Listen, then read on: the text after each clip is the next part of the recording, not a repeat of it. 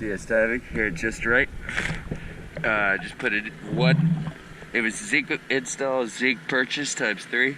One diver's plate zinc, a big one, and 2 R4s, one on each trim tab, and I'll go share those.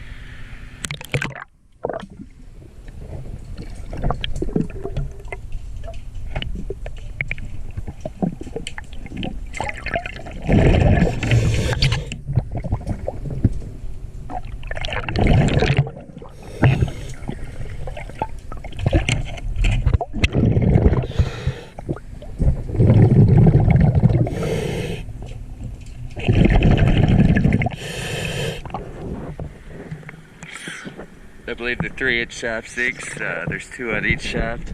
Those will be needed within the next couple visits. Thank you very much. Completed list.